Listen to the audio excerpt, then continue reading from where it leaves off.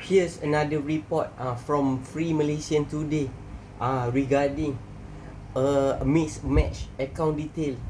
Right now, a reporter made an article regarding a bank subsidiary to pay 1.16 million ringgit credited to a wrong company. High courts hold parties liable for error in online banking transfer, resulting in loss for motor and spare part dealer. Kuala Lumpur, the High Court today held a local bank and its subsidiary liable after their online banking system failed to flag mismatched account details, resulting in motor and spare part dealer losing 1.16 million ringgit. Judicial Commissioner Moh Kowai awarded Yat Fat Auto Supply Sdn Bhd 1.16 million ringgit Malaysia after allowing its civil claim against Alliance Bank Malaysia and its subsidiary Alliance Islamic Bank. He also ordered the defendant to pay the company $50,000 ringgit in cost.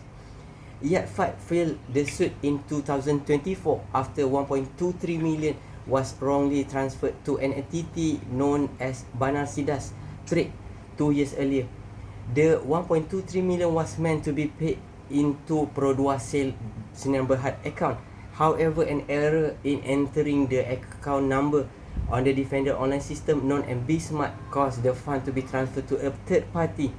Yat Fat called Alliance Bank to halt the payment but was told the fund had been transferred out to a party whose name was not disclosed at the point. A police report was lodged shortly after the transaction took place.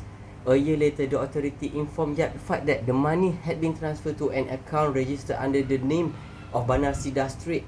Only 63.3 thousand was returned to the company.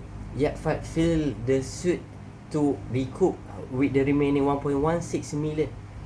Moh, delivering his oral judgment today, said Yat Fat mistake had set the sequence of evening in motion, but the company loss could not be attributed to that mistake alone. Moh, delivering his oral judgment today, said Yat Fat mistake had set the sequence of event in motion, but the company loss could not be attributed to the mistake alone. He noted that the Mismatched system required customer to give two mandatory details on the payee name and their account number.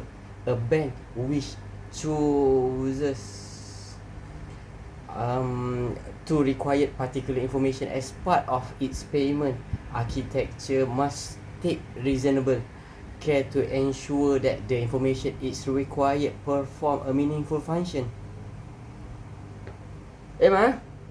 Lepas saya pergi NS boleh? Boleh. Yang aku boleh semayang dengan 8 lagi lah. Okay. Bye-bye.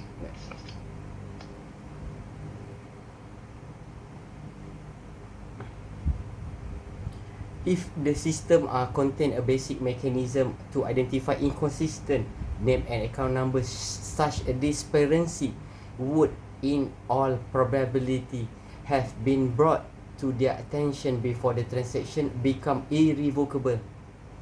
Moh said the defendant's own witnesses testified that such inconsistent were ordinarily a reason to stop a transaction and to seek a further clarification from the customer. The fact that the transaction is performed digitally cannot, in my judgment, justify a lower standard of reasonable care.